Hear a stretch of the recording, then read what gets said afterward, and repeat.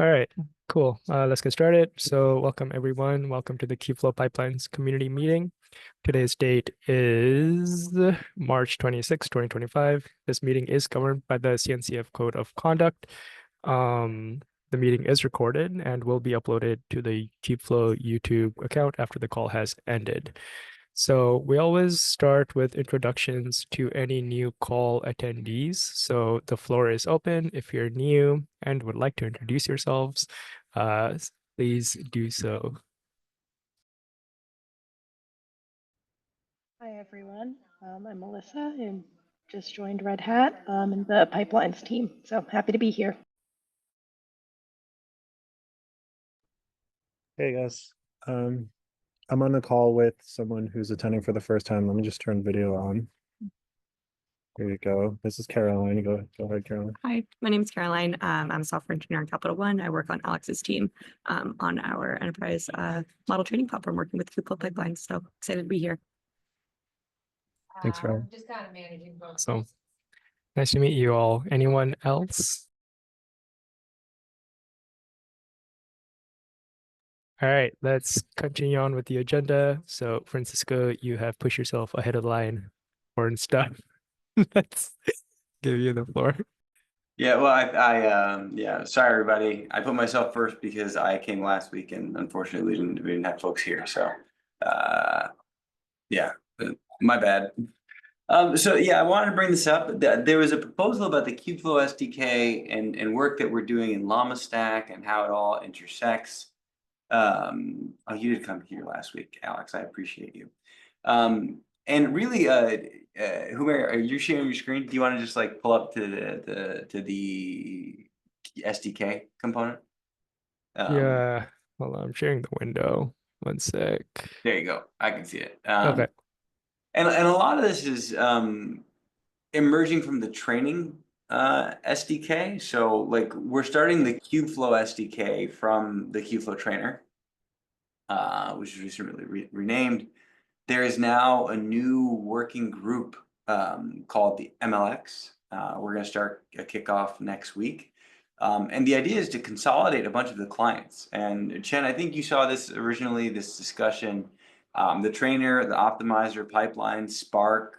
Actually, if you scroll up a little bit, sorry, Spark, model registry, and Feast. These are all clients that we intend on scoping in together. And this is probably going to take some time to do.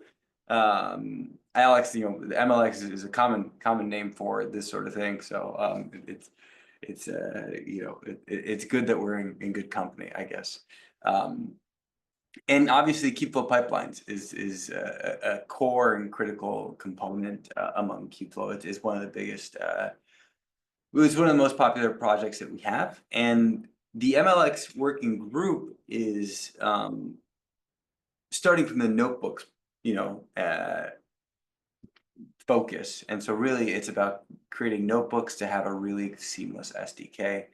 And so I wanted to bring it up here to kind of kick off the conversation, bring some focus to it, because one example that I mentioned is that on the Red Hat side, we're doing some work in Llama Stack to outline how Kubeflow can be a really powerful tool for the Gen AI world. In Feast, I've been doing a lot on the RAG front. I'm presenting with the Milvus community on how Feast can be used for RAG, right? Pretty obviously. Kubeflow pipelines within that framework can be used to transform data to insert for serving, right, via a batch transform. Probably not a good fit for streaming, but there's a place for it. And all these things lend itself to really highlight the functionality and the utility of Kubeflow pipelines. And so we want to kind of start to forge a path forward to start to consolidate it. And I think KFP is the most complex SDK because it has its own DSL that has to be compiled. That has the kind of local implementation, which as you'll see in the spec, Kubeflow pipeline's local mode, I actually think we want to set the precedent for what we envision all the other components to do. Feast has this sort of local mode compatibility. Registry doesn't. the trainer doesn't. We want to actually implement that for a really good user experience. And so I wanted to kind of bring that here to talk a little bit more about it. Any thoughts? Probably a lot. So we're starting with a couple of components first, right? And my understanding is then we're bringing in the others. Um, can you speak a little bit about that, Francisco? Yeah, we're starting with the trainer, and we'll eventually consolidate the optimizer or Katib. And then, pipelines would be the big one that I think that we were hoping to tackle next. Feast is probably the most trivial because we actually don't have a client, and that's like just calling the REST endpoint that's already available. Spark, I don't know what that's going to look like. Yeah, I have to think hard about that and look more into it. The model registry has a client already, so I think that migration would probably be pretty trivial. The simplest thing we could do is we can just pip install them and then just abstract it, right? Like, and that's what we plan to do as a Third parties. yeah, and as extras, right? And that's like the most tactical thing. But we eventually start to hit like protobuf versions, not probably being all the same across all the components. And then we'll have to reconcile that. And then, other specific to the component issues that I'm sure we'll inevitably face. And so those details we'll have to kind of like work it out. But again, like our kind of core North Star is a really good user experience that we want to facilitate. Yeah. Are these timelines when the work is starting or when the work is Yeah, aimed when the for? work is starting. Yeah. Wild guess about when the work ends. And are we expecting parallel efforts, or is it going to be very much linear? Like first we're focused on trainer, then So creative, and then pipelines and so on. we're not trying to be overly prescriptive Yeah. about what, because we don't want to force anything. We want teams to feel empowered to do this when they think it's appropriate. And again, like we can just pip install KFP into and put it in the TOML file. We're using UV as a package manager, or they're exploring it. And so we can do that. Again, that's the Band-Aid. I think the hard work is really starting to get the UX nice. Matt? Yeah, one thought that comes to mind is like maybe to help gain traction is if the default Python-based image that we use to execute components within a pipeline has the Kubeflow SDK pre-installed. So that way you'd have that nice experience of being able to integrate with all the other components. Oh, that's a great idea. I mean, what we learned from the iLab work that we've done on the Red Hat side is that using the trainer inside pipelines was not a fun time. It's just candidly, right? So Right. that would be an example of using the Kubeflow SDK within a pipeline, Correct. right? Yeah. Okay. Is that like how it would Well, integrate with pipelines? Because there's that caller-calling relationship that's not totally clear to me right now. Yeah. That I don't know. That we'd have to Okay. kind of work through and discuss, right? And it gets hairy. So this is going to tie into Daniel, you're going to talk about like SDK and components, and this is very much in that area. So we can continue some discussions there when we get to it. Anybody else have any thoughts on this? Chen, I see you have some comments already here from some time back. I think lots of stuff. So first of all, I think on the local mode you mentioned, I might be wrong. I personally don't like the local mode we currently implemented. It doesn't support the full feature set. It's only I can hope like the local mode would be like a real deployment and then run on the local deployment. Right now it's just a Python simulation. Yeah, so I think that's a so there are two things that I've observed about the local mode. Is that one, I think end users like data scientists like it for testing locally. And then two, it's not where it needs to be. and Yeah. so there's opportunities for enhancements. But we find with some of our customers that they actually use it quite a bit as a starting point. Okay, cool. That's good to hear. Yeah. I think on the high level, I definitely agree. The consolidation, the SDKs into one, is the right, I think, direction. I think,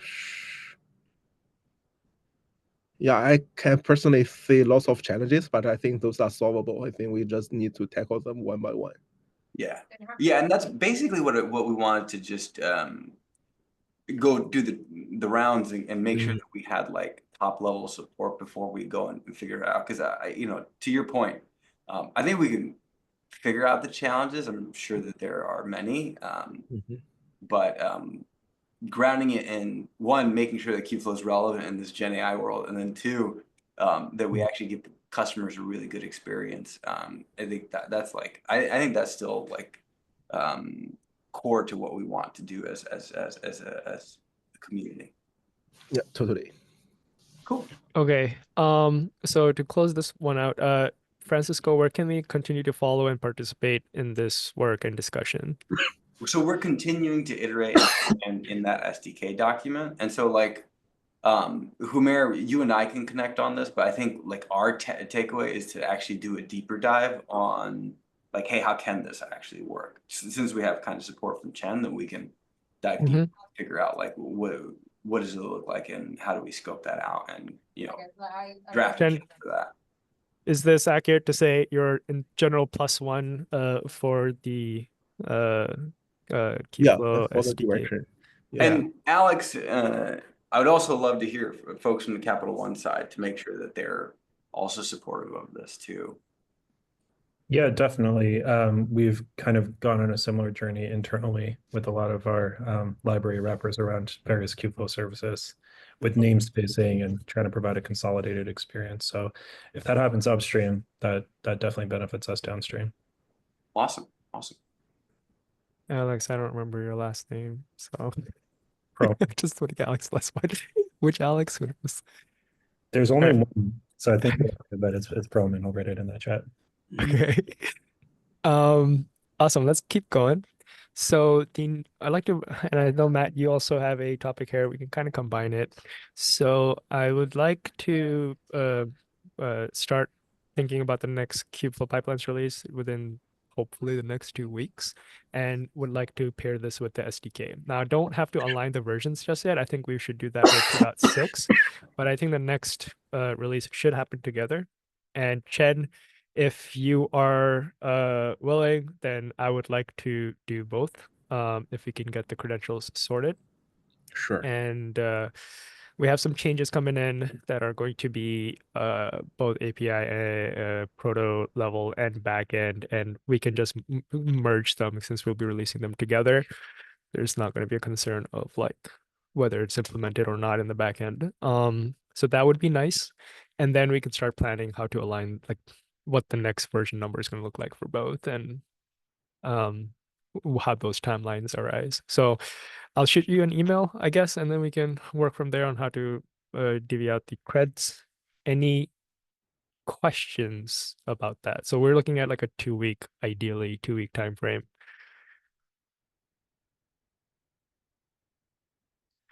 Would be nice to get the log stuff, and I know we're going to talk about that as well in 2, and so there's some other active work, I think. So if you feel like you would like to see that, ping us in the Slack channel for Kubeflow pipelines in the CNCF Slack, so we can get that prioritized. Okay, Matt, you have the next point. Yeah, so this is kind of a follow-up to the topic I brought up in the Kubeflow community meeting, where if we want, like what we want to do in terms of like stated support and how long we support releases for. And I think the consensus in Kubeflow community as a whole is that we should at least each define what we support, even if it's no support for each component, and that having it on the Kubeflow website would be helpful. And we would be kind of the pilot component within that to provide that level support statement. So I wanted to see like if that was something we were interested in doing, of like supporting an n-1. I think informally we're supporting just n, but just wanted to get some thoughts from the community on this.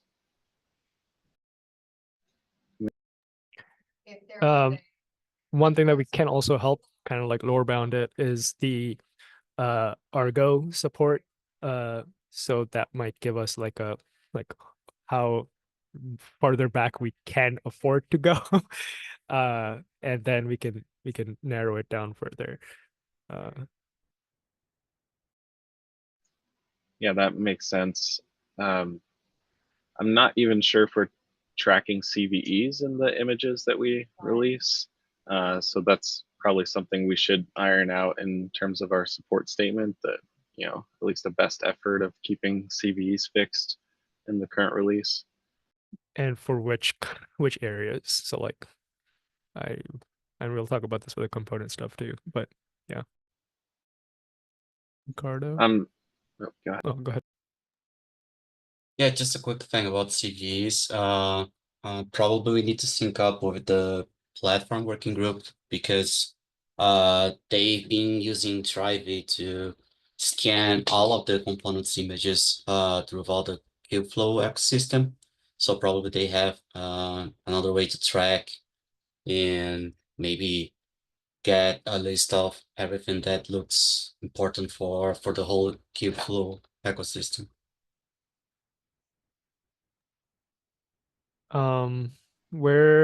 So how can we move that forward?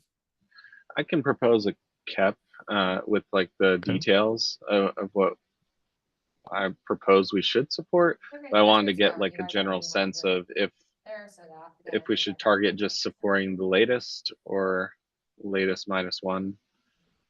Can we start with latest, and Okay. just so that we can at least get the stuff ironed out, and then we can talk about like how feasible this is for doing one version back. Okay. Sounds good.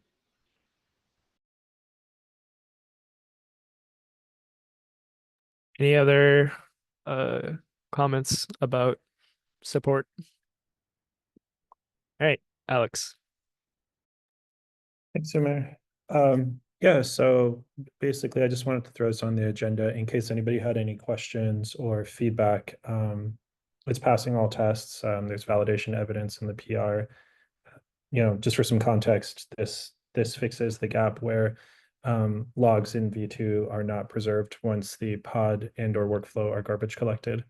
So this kind of brings it up to parity with V1, where in the input output tab, there's a logs output.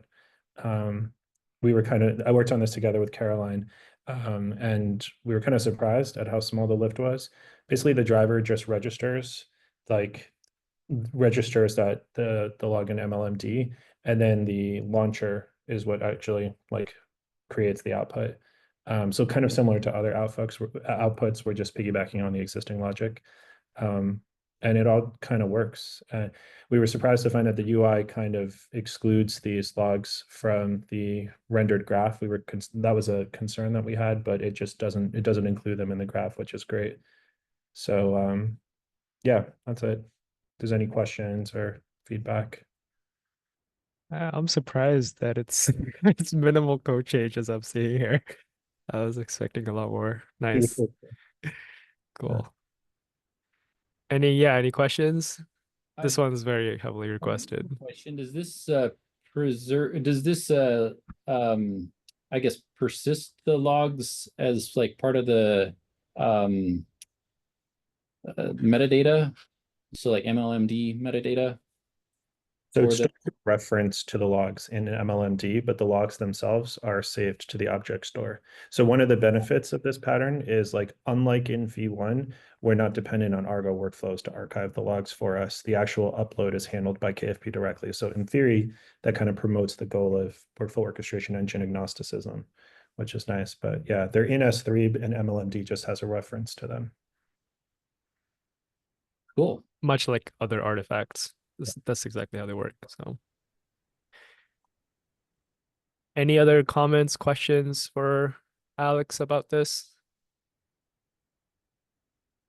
I have some questions if that's Mhm. about it. So first of all, right, in V2, we have 3 pods, well, really 2 pods per component plus the DAG driver. My thinking is that, not in this PR, but in a follow-up PR, we add the component driver logs to the list of outputs associated with the component. Does anybody have any objections to that? Because sometimes the driver fails, and it's nice to be able to see that in the UI without having to go to the Kubernetes API. If we can distinguish, it should be easy for the user to be able to tell what their runtime errors are versus driver. Are you as separate artifacts or as one? I think separate artifacts. So when Okay, yeah. Maybe in our naming we can be like explicit in like this is a runtime thing. So like if you're running, this is where your pipeline code logs are. Okay, yeah, that makes sense. And they'll have separate keys, which will help clarify. So the other question I had is there is a small delta between logs as fetched from the Kubernetes API and logs as pushed to the object store. And that's just a function of the fact that, we don't have logs for stuff that happens before the log collection and publishing logic. Are there any objections to that? I think Argo workflow suffers from the same problem. Sometimes things fail in a way that kind of it happens before the logs are published. I don't think there's an alternative per se, but I just wanted to call attention to that delta. That makes sense. There's some hands raised. I don't know who's first. So Matt. Thanks. Yeah, just an idea that maybe a follow-up enhancement is that the logs tab should show the logs from like the object store if they're available, as opposed to going to the pod logs just because, or fall back if the pod logs don't exist anymore, because it's kind of a bad user experience where you go click the logs, the pod's deleted, and if the logs are already there, we can just show those instead. Absolutely. That's a follow-up that we want to submit. And we also want to refactor some of the logic of how that logs tab is populating because it kind of does this convoluted check through multiple different sources. And if we have an objective, so it essentially tries to guess the artifact location. And if it's stored in MLMD, there's no need for guesswork anymore. We just can reference that directly. We might have to preserve some of the guesswork for backwards compatibility. But then again, people aren't really using the logs tab because it stops working once the workflow is garbage collected. So yeah, I'm totally with you, Matt. If there are already issues, just so that we're tracking them, Alex, once we get this merged and you guys mentioned here that you'll do a follow-ups, if we can get those issues, just and like kind of link them, like add them to the project. I have to sort out the project board since I haven't had the chance to the past 2 weeks, but we can get it on there. Absolutely. Just tracking. Ricardo? As to expose the pod driver and back driver logs to the UI as artifacts, I think we should be careful to avoid having users to learn the internals of KFP to understand what that specific log is. I don't know if that's a better way to do this, but I understand that exposing as much information as possible for users to debugging their pipelines would be good, but I don't know how valuable would be exposing driver logs for end users. Yeah, I share your concern, Ricardo, which is why I raised the question of do we want to even publish the driver logs? The scenario that concerns me is if somebody, let's say, kicks off a run on a Friday and it fails because of something in the driver, and there's like a TTL of, let's say, 24 hours on their workflow. When they come back on Monday, their run will have failed in the Kubeflow UI, and there will be no way whatsoever to kind of unearth what the cause of failure was because the driver logs within the Kubernetes API are ephemeral. But that's an edge case. And the question is, do we want to kind of compromise UX for the happy path to handle like a fairly uncommon edge case? I'm not sure, Yeah, my thought is maybe if the driver fails, that's the logs that get uploaded. Otherwise, just the user logs that you're proposing already in the PR. Oh, I like that. Yeah, so only upload if there's a failure in the driver. That's great. Thanks. Yep. All right. Any other questions, comments, concerns? Um, one other kind of question. I was kind of wondering, like, do we want to put this behind a feature flag and default it to off? Just, just to be. Yeah, we are storing new data. I think I'm not against starting with a feature flag. I think that makes sense. Personally, I think having it configurable is good, but having it on by default would be good because it improves the user experience significantly. By So the pod logs not showing up in UI is a very common issue that users encounter. so on by default, but you could disable it if you wanted to. We can bring attention to it in our release update and say that, like, hey, by the way, like, this is being added. This is going to result in new data being stored in your object store per pipeline run. Yep. Okay. Makes sense. The other question kind of around that is, we have, how do we want to kind of, I'm envisioning a scenario where someone has archive logs set to true for Argo workflows and has this enabled as well. So they're going to have like duplicate logs if they're using V1. Is that something we're concerned about? Do we want to add any kind of like warning or validation in a scenario like that? So I think it's tough to account for everything a user can do with their Argo configuration. Like, we can document it that, hey, this is something, since we're aware of it, and that's how we used to do archiving for logs. That you may want to, if you may not want to do this. But I think that's as far as I would want to go, just like a documentation. Yeah, it's not like it's a breaking change. They just Yeah. could have duplicate logs. Okay, amazing. Thank you. Sorry that took so long. I really appreciate everyone's input. It's an important feature. It's worth it. I right. also just want to give a shout out to Caroline. This is her second like co-authored, hopefully many more to come. And yeah, just want to give her credit. Awesome. Thank you. We appreciate it. It's a very important feature. Highly sought after. All right, Matt. Yeah, so I know like previously, maybe a couple meetings ago, we had talked about this and that there was maybe somewhat of a consensus that we could remove V1 because it's been around for so long. So how do we want to handle this? I was thinking a release note with like formal deprecation if in 2.5 would be the first step, but then I guess warning the users when it would be removed, whether that's like 2 releases from now or something. I think 8 months, whatever we can do versioning that way. I think there's a couple of considerations here. One is removing V1 like components and all that stuff, but then V2 has this, like, you can submit V1 workflows. Are we talking removing that too? Which where you just submit like Argo workflows directly? I would say yes. Yes, I I was just want to leaning get rid towards of that as everything. well. Yeah. I think we should raise this in Kubeflow community call because I think there might be some strong opinions there. So I don't think we should do this. I mean, we should be able to, but I think it'd be good and like appropriate to bring this up in the Kubeflow community as well. Whatever we decide here. So, but we can keep the discussion going. Ricardo, you have your hand raised. Yeah, so to answer your question, probably the Kubeflow community will say that each working group is independent in terms of roadmaps and release cadence. So there won't be a problem if we make that decision ourselves. But I still believe that we should do a last round of views in among the 200 open issues we have and see if we don't have any other issue that could be related to feature parity between V1 and V2 and then address accordingly if we still have.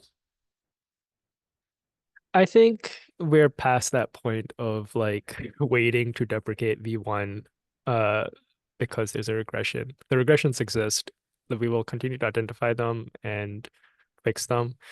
but what I don't want us to do is wait on removal because I think it's a good call out. I think the more important ones, my hope is that they have been fixed or are on track to, but it is tech debt that slows things down and ironically prevents us from fixing those regressions. So my thinking is let's make the announcement. I think we can talk about how we want to do it. So Matt, you said as the next release, we can set a date or a version target and be like, it's is it so it's in have you announced anywhere it's deprecated yet? All right. Well, sounds good. I feel like I see it in the code that it's deprecated, but I don't. Yeah. And the docs seem to say it's deprecated, but I'll look to be sure on the docs part. The docs will be the best place. But we can also ask the trainer folks to see how they are planning to deprecate their V1 trainer APIs. I did want to draw attention to the chat message though from Alex. Like I'm not a super experienced pipelines user, so like could you talk about like some of the difficulties in migrating a V1 pipeline to V2? Sure. I mean, the biggest obstacle so far has been the lack of logs. So none of our users have migrated because, they need persistent logs. That's just a firm requirement. Hopefully this PR, once it's merged and released, we can get people starting on that journey. But we have some freaking gigantic DAGs, some so big that they can't render in the V1 UI. And also our users do a lot of creative things. And find interesting, unusual ways to author pipelines. And some of the just discrepancy between the V1 and V2 SDK makes that migration process a little bit complicated and time consuming.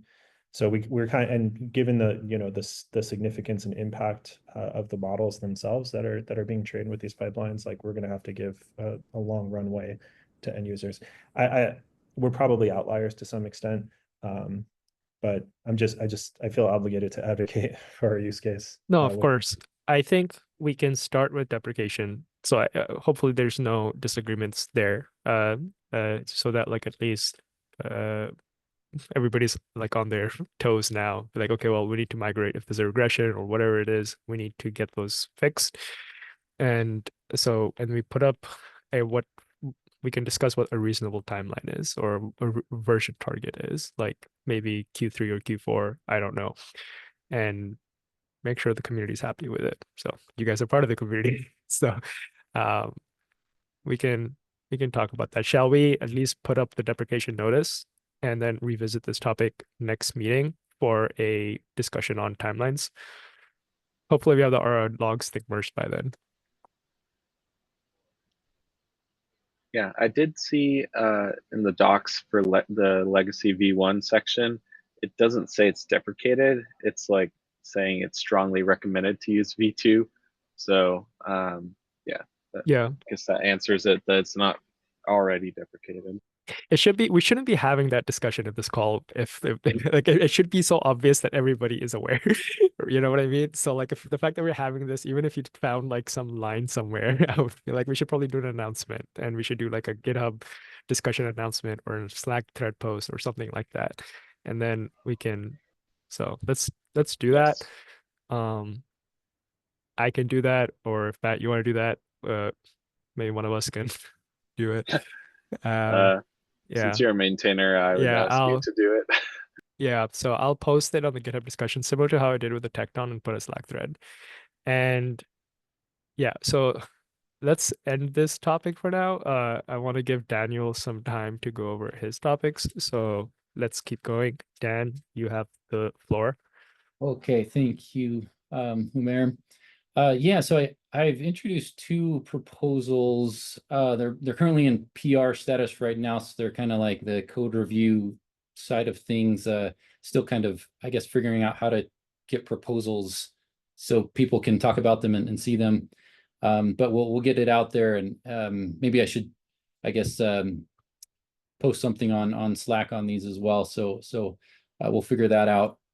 But basically the idea here is, I've been a Kubeflow user for you know, a long time. I think since 2020, and I've been, you know, I've worked with Alex for some time as well, and the Kubeflow pipelines experience is much like it's a platform, and you kind of bring your own components along and build your own components on top of it. And so these proposals are kind of along the lines of making the component experience a lot better for users.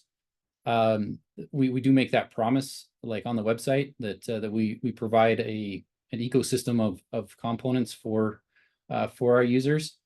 But in practice, that ecosystem is kind of fractured a bit. It's all over the place. So we do have the components, so pipelines components directory, which has components in it. Those components have been contributed, it looks like, by different sources. Like, you know, the IBM components folder doesn't even have components. It's just a placeholder.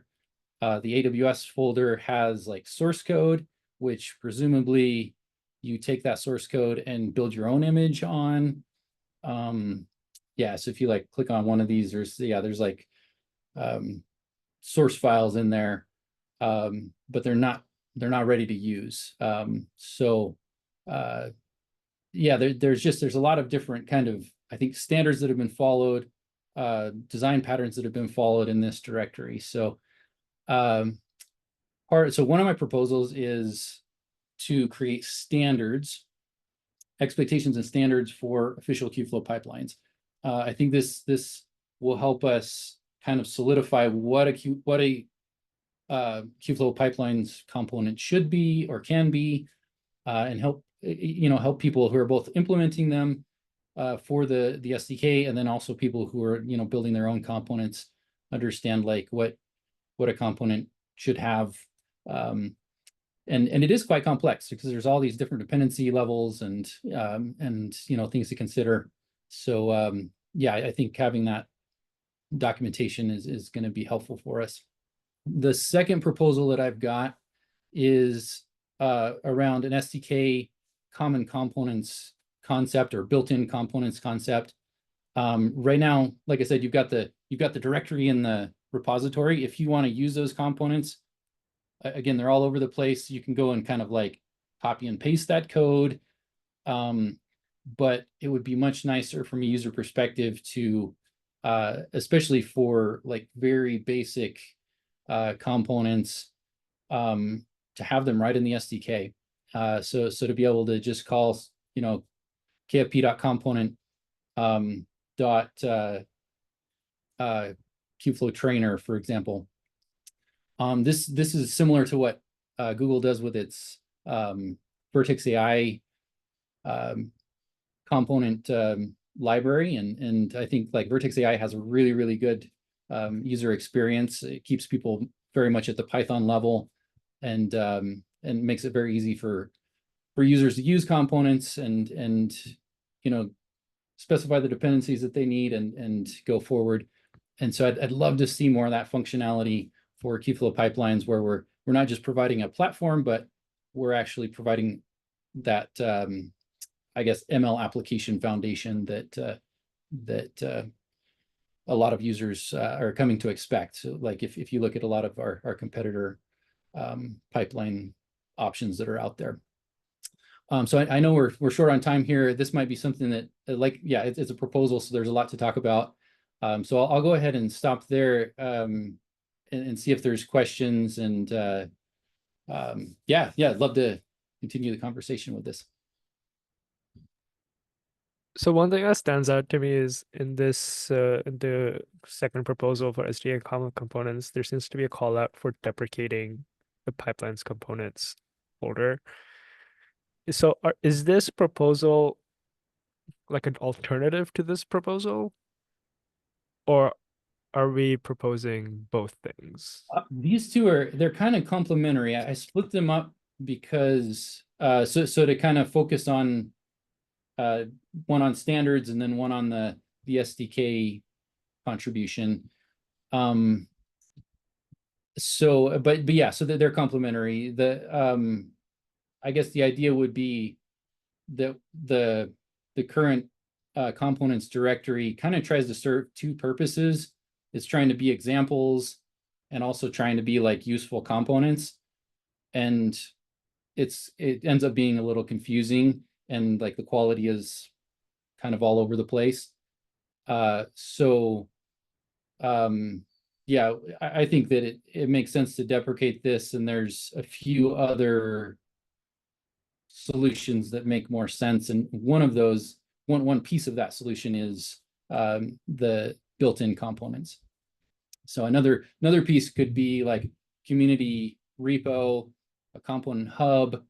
And so I listed those as follow-up ideas. I took them as kind of being out of scope for this proposal, but I think those are also really good conversations that we can have about like, yeah, where we can support components for our users.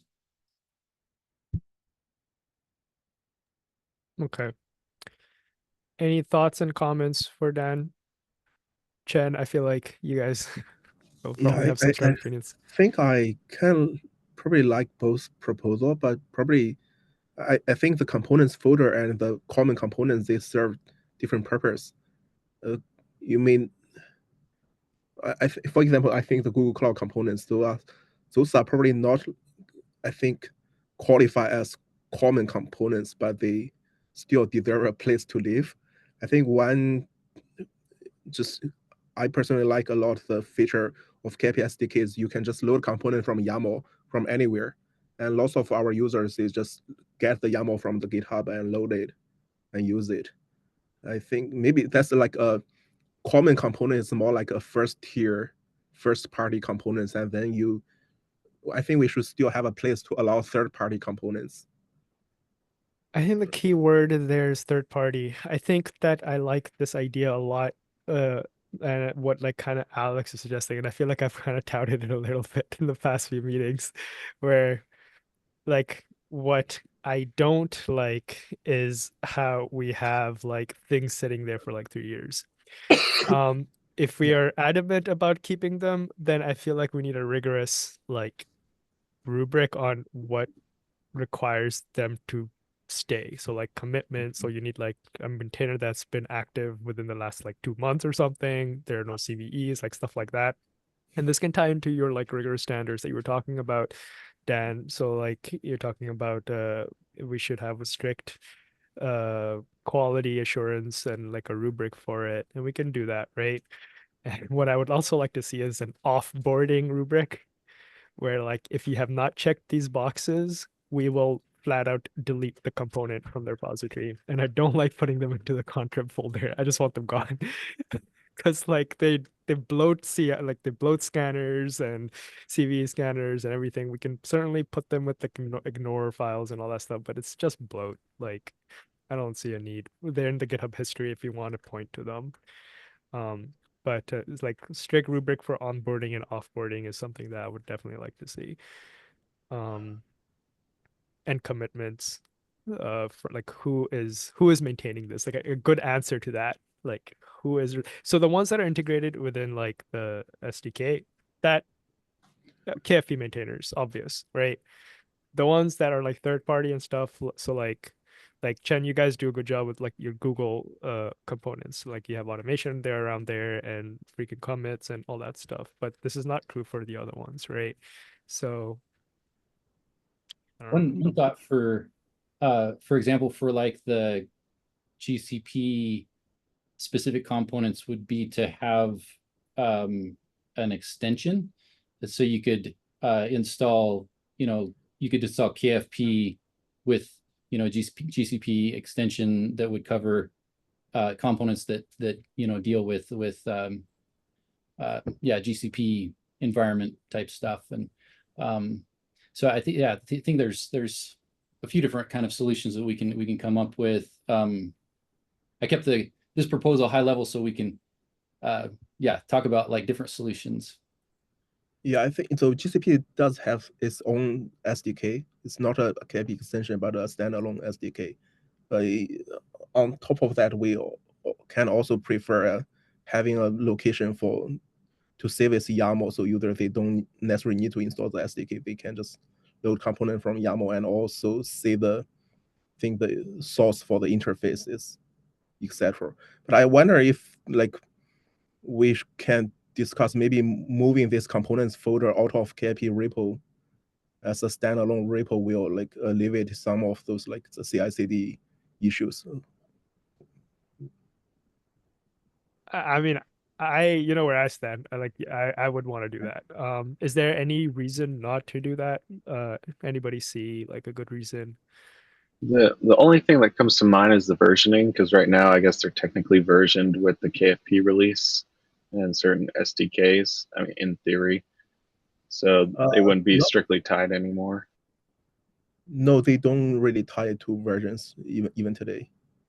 So there's not CI running when you do a release that checks some of these components that they work with the current KFP release. If we have the only CI we have is just make sure those components can load. Oh, So okay, just gotcha. load tests, yeah. Oh, Loading okay. this into memory, that works. Gotcha. Okay. A lot of them are V1 also. Yes.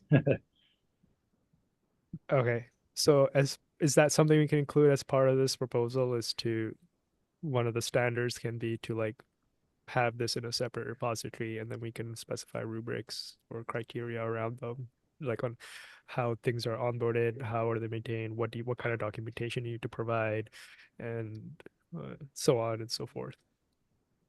Okay. Good. Thank you for this time. There's one thing I also wanted to call out about your SDK thing is this ties into like the Kubeflow SDK conversations, which is in some of the examples that you're providing here. So like for creating Kubeflow trainer, I think this has huge overlap with the Kubeflow SDK discussions, because again, this goes back to the caller callie. Like if are we adding tooling to the Kubeflow SDK to utilize like these various different SDKs or what? So cannot have that. We cannot, I think, be super opinionated about it in a vacuum. We probably want to discuss with the other teams and like this Kubeflow SDK effort on how that would work and where it makes sense. Yeah, sure. Definitely makes sense. Okay. I think we're way over time, right? Oh, it's like 11 minutes over. So let me drop this major bomb. Just it's out there. I put up an issue about we need an answer to MLMD. Like it is effectively not getting contributed to. We're all well aware of it. Please keep this in the back of your mind, contribute to the discussion. There's a GitHub issue there. I'm proposing that we need to either find an alternative or drop it. If you feel like there's another proposal out there or option, please list it out. I think we'll also planning to raise this in the broader Kubeflow community call to see if there's any takers on maintaining MLMD or what can we do as because like model registry also uses it to some extent. So it's out there. Please take a look. And Matt, I think we covered this, right? Yeah. Okay. I did want to ask Chen if you know of any other projects that are using MLMD from the Google side. TensorFlow extended, TensorBoard, those use as MLMD. Yeah, but I think the entire TensorFlow ecosystem is not in a very healthy state at this moment. So yeah, I think like one like practical consideration might be to create like an alternative compatibility, and then leave that on life support, so we're not like breaking things for others, and then yeah, that's one kind of thing I'd say, because people do like TensorFlow. They're and so we don't want to necessarily like be harmful to that community is a thing I really want to emphasize. Good call out. Okay, I don't think we can have too long of a discussion on this since we are over time. I would like to thank everyone who stayed over and also everyone to contribute to the discussion for your presentations, your questions, your introductions. See you all next time. This recording will be posted onto the YouTube Kubeflow playlist for Kubeflow pipelines, so stay tuned for that. See you all next time. Take care. thank you. Thank you.